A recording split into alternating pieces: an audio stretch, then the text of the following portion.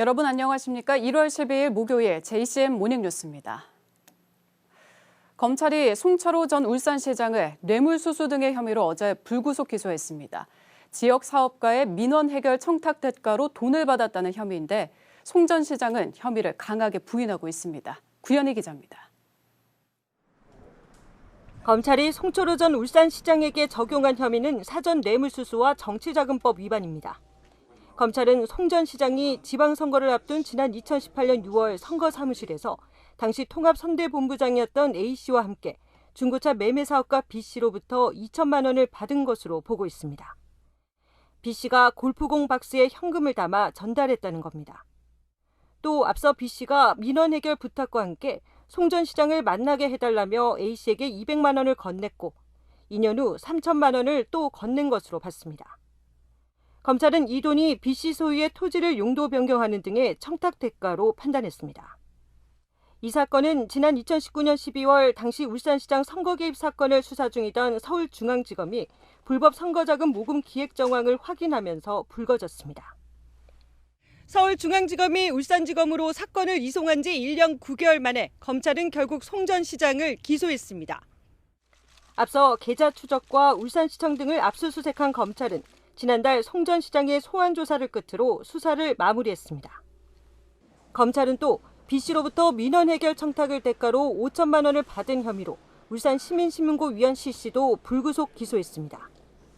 한편 송 전 시장 측은 돈을 받은 적도 골프공 박스를 본 적도 없다며 혐의를 강하게 부인하며 검찰의 무리한 수사와 기소라고 주장했습니다. 이에 대해 검찰은 혐의를 입증할 충분한 증거와 진술을 확보했고 송 전 시장 기소 여부도 부장검사 회의를 열어 최종 결정했다고 밝혔습니다. 송 전 시장 측은 무죄를 증명하기 위해 끝까지 싸우겠다고 전했습니다. JCN 뉴스 구현입니다. 울주군이 기업의 공장 설립과 운영을 원스톱으로 지원하는 기업유치 일자리 지원단을 운영합니다. 지원단은 경제산업국장이 단장을, 지역경제과장이 부단장을 맡아 행정 절차 등을 맡는 상담팀과 공장 설립팀, 일자리 정책팀, 중소기업팀 등 4개 팀으로 운영됩니다. 울주군은 500제곱미터 이상의 제조시설이나 종업원 수가 15명 이상인 공장을 신설하거나 증설하는 기업들에게 원스톱 서비스를 지원하겠다고 밝혔습니다. 동구청이 지역 특산물인 방어진 용가자미의 해외 수출을 추진합니다. 김종훈 동구청장은 방어진항 특산물인 용가자미의 해외 판매를 추진하기 위해 어제와 오늘 이틀간 전북 군산을 찾아가 중국 투자기업인 푸광국제무역유한회사가 운영하는 주식회사 돌고래 냉동수산을 방문했습니다. 이번 방문은 지난달 29일 해당 기업과의 협의 후 동구청과 수협, 군산의 수산물 가공 수출업체 간의 세부 방안을 확정하기 위한 것입니다.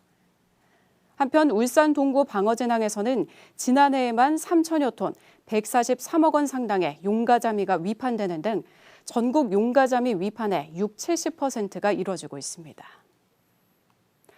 지난달 울산의 고용 동향이 호조세를 보인 것으로 나타났습니다. 동남지방통계청에 따르면 지난달 울산시의 고용률은 59.1%로 1년 전 대비 1.6%포인트 증가했으며 실업률은 3.4%로 0.5%포인트 감소했습니다. 또 지난해 연간 고용률은 59.2%로 2017년 이후 최고치를 기록했으며 연간 실업률은 3.2%로 2015년 이후 최저치를 기록해 고용률은 3년 만에 상승세로 돌아섰고 실업률은 5년 연속 감소세를 보인 것으로 나타났습니다. 울산 지역 근로자들의 일 생활 균형 지수가 전국 최하위 수준인 것으로 나타났습니다. 고용노동부가 발표한 2021년 지역별 일 생활 균형 지수에 따르면 울산시의 일 생활 균형 지수는 전국 17개 시도 중 16위로 전국 7위를 기록했던 1년 전에 비해 9계단 하락했습니다. 울산시는 생활과 제도 영역에서는 높은 점수를 받았지만 일과 지자체 관심도 영역에서 전국 최하위 수준을 기록했습니다. 노동부는 근로자의 만족도를 높이고 우수한 인재를 유인할 수 있는 일 생활 균형 문화 확산을 위해 지자체에서도 적극적으로 노력해 줄 것을 당부했습니다. 2살 딸을 굶겨 죽게 한 20대 친모와 계부가 항소심에서도 징역 30년을 선고받았습니다. 부산고등법원 울산 제1형사부는 아동학대 범죄 특례법 위반 혐의로 기소된 20대 친모와 계부의 항소를 모두 기각하고 원심 형량대로 징역 30년을 유지했습니다. 항소심 재판부는 형이 너무 무겁다며 항소한 친모와 계부에게 피고인들의 학대와 방임으로 피해자는 극심한 고통 속에 숨졌다며 죄질이 매우 중하고 비난 가능성도 커 원심의 형이 부당하다고 볼 수 없다고 기각의 이유를 밝혔습니다. 이들은 당시 31개월 딸과 17개월 아들에게 밥을 제때 주지 않고 방치했고 아동 수당과 양육비 등도 유흥비와 애완견 사료 구입비로만 사용해 결국 딸을 영양실조와 뇌출혈로 사망하게 한 혐의로 기소됐습니다. 중구청이 아동학대 예방을 위해 어제 울산 아동보호 전문기관에서 올해 제1회 아동학대 사례관리 평가회의를 개최했습니다. 어제 회의에는 중구청 아동 관련 공무원 등 10여 명이 참석해 아동학대 사례관리를 해오다가 종결한 아동 20명의 사례를 공유했습니다. 중구청은 아동학대 방지를 위해 가족 간의 친밀도와 양육 역량, 의지 등 척도를 활용해 안전평가를 실시하고 관리 종결 결정이 내려진 피해 아동과 학대 행위자에게는 3개월간의 모니터링을 진행할 예정입니다. 북구청 CCTV 통합관제센터 관제원의 집중 모니터링으로 실종됐던 치매 노인이 가족의 품으로 무사히 돌아갔습니다. 북구청 CCTV 통합관제센터에 따르면 지난 6일 밤 11시 15분쯤 북구 가대마을 회관 인근에서 어두운 도로를 배회하는 할아버지를 발견해 모니터링하던 중 경찰에 실종 치매 노인과 관련한 수색 요청을 받았습니다.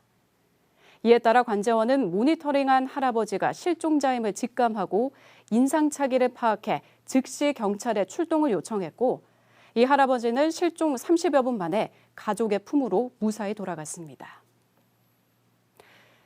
SK이노베이션 울산 CLX는 어제 울산시를 방문해 울산 지역 저소득층과 취약계층을 위한 이웃사랑 성금 20억 원을 기탁했습니다.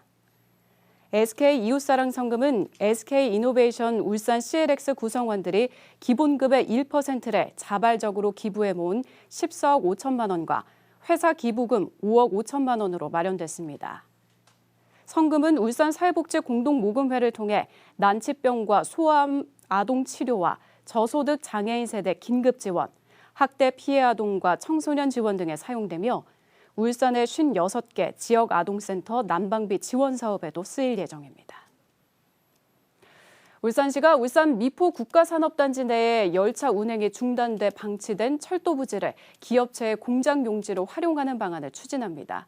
부족한 공장 용지 해소를 위해 개발 제한구역 해제를 추진한 데 이어 철도 부지 활용도 추진되면서 기업의 투자 유치가 더욱 활성화될 것으로 보입니다. 김영환 기자의 보도입니다. 울산 미포국가산업단지 내 위치한 장생포 열차 노선. 과거 SK에너지와 한국석유공업 등이 물류 이동을 위해 사용해왔지만 도로망 개선 등으로 효용성이 떨어지면서 2018년 1월부터 열차 운행이 중단됐습니다. 노선 길이는 1.9km, 면적만 2만 7천여 제곱미터에 이릅니다.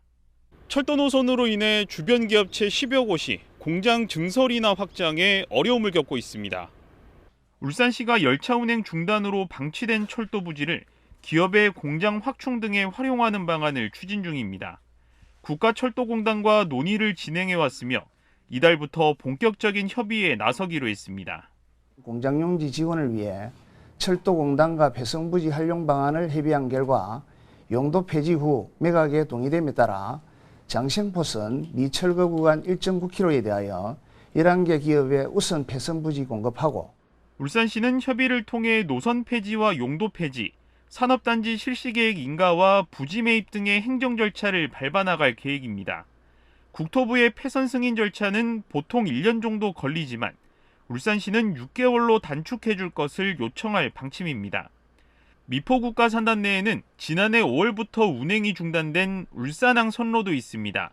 이 노선은 올해 8월부터 수소 전기 트램 실증 사업이 추진되며 실증 사업 종료 이후에는 기업체가 활용할 수 있는 방안이 마련될 예정입니다.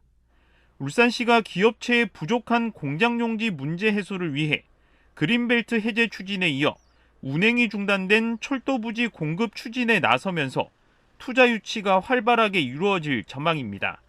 JCN 뉴스 김영환입니다. 국민의힘 권명호 국회의원이 기업 활동을 제약하는 형사처벌법 규제를 완화하는 내용의 벤처투자 촉진에 관한 법률 개정안을 대표 발의했습니다. 이 개정안은 주식처분명령 미이행에 대한 제재를 형사처벌에서 행정제재인 과태료로 변경하는 내용을 담고 있습니다.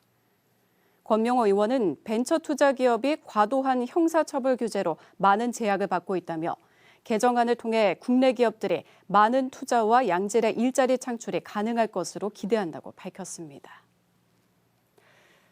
울산시 교육청이 겨울방학 기간에 초중고등학교 60곳에 대한 환경 개선 공사를 실시합니다. 공사 대상은 교과 교실제, 공간 재구조화 9곳과 공간혁신 프로젝트 5곳, 성면 해체 16곳 등입니다. 또 고헌초와 두왕초 등 7곳은 교사동과 강당, 급식소 등 교내 증축 공사를 시행합니다. 교육청은 추운 날씨로 인해 공사 지연이 우려되는 학교에 대해서는 사전 점검을 통해 학사 일정에 차질이 없도록 조치할 방침입니다. 울산시가 지난해 처리된 110개 위탁 사무에 대한 특정 감사를 실시해 13건을 적발했습니다. 주요 적발 내용은 다수의 협약사항을 준수하지 않았거나 관련 법령 위반, 출장비 부적정 집행 등입니다. 특히 수탁기관 선정위원회 위원 구성 등 채용 관련 사무를 부당하게 처리하고 무면허 업자와 계약해 공사를 추진했다가 감사에 적발됐습니다. 울산시는 이 가운데 2건을 고발하는 등 17건에 대해 행정상 조치하고 재정상 조치 966만 원, 5명을 신분상 조치했습니다. 울산소방본부는 어제 2023년 1호 하트세이버로 울산소방본부 종합상황실 강소희 소방교를 선정했습니다. 강 소방교는 지난해 8월 20일 남구 신정동에서 발생한 심정지 환자와 관련해 신고자와 전화통화를 하면서 구급대가 현장에 도착하기 전까지 심폐소생술을 유도해 소중한 생명을 살리는 데 기여했습니다. 119 종합상황실은 구급대가 현장에 도착하기 전까지 골든타임을 놓치지 않도록 신고자에게 심폐소생술과 자동 제세동기 사용을 돕는 역할을 하고 있습니다. 울산해양경찰서는 지난해 해양국제범죄의 예방과 단속 등 외사 업무에 협력해준 민간 부분 관계자 3명에게 감사장을 전달했습니다. 감사장을 받은 양선희 통역사의 경우 외국 국적에서 우리나라로 귀화한 뒤 외국인 조사 대상자의 통역과 권익 보호에 힘쓴 공로로 해양경찰 창설기념일 정기 표창을 수상했습니다. 현대미포조선 이영징 책임과장과 방어진 채낚기협회 강성익 사무장은 이주 노동자 고충 상담과 외사 업무에 적극 협조한 공로로 감사장을 받았습니다. 현대자동차 노사는 어제 북부경찰서와 함께 북구 지역 스쿨존과 사고 다발구역 교통사고 예방 지원에 나섰습니다. 노사는 어제 북부경찰서와 함께 북구 매곡동 꼼동산 유치원에서 아동 120명을 대상으로 안전벨트의 중요성과 횡단보도를 안전하게 건너는 방법, 비 오는 날 보행 시 주의사항 등의 교통안전교육을 실시했습니다. 또 교통사고와 교통법규 위반이 잦아 각별한 주의가 필요한 150곳에서는 무단 횡단 금지, 이륜차 법규 준수 등의 내용을 담은 형광 포인트존을 설치할 예정입니다. 울산시가 올해 상반기 1차 문화관광 체육 육성 공모 사업을 공고했습니다. 1차 공모 지원액은 4억 8천만 원이며 문화예술과 관광, 체육과 반구대 암각화 관련 사업별로 5천만 원 이내에서 지원받을 수 있습니다. 보조금 지원 없이 자체적으로 사업 수행이 가능한 경우를 비롯해 친목이나 영리 목적, 특정 정당이나 선출직 후보를 지지하거나 특정 종교의 교리 전파를 목적으로 하는 단체 등은 대상에서 제외됩니다. 남구청이 공공건축물과 시설물공사의 완성도 제고를 위해 공공시설물 설계 전 현장조사 체크리스트를 만들어 시행합니다. 남구청은 이 체크리스트를 이용해 사전에 현장의 전반적인 상태를 점검한 후 공사를 하도록 함으로써 불필요한 설계 변경을 최소화하고 공사 시 발생할 수 있는 문제점을 사전에 방지한다는 계획입니다. 체크리스트 내용은 관계자 의견 수렴과 관계 법령, 부지 현장과 인접도로, 리모델링 부분으로 구분되어 있습니다. JCM 모닝뉴스를 마칩니다. 함께해 주신 여러분 고맙습니다.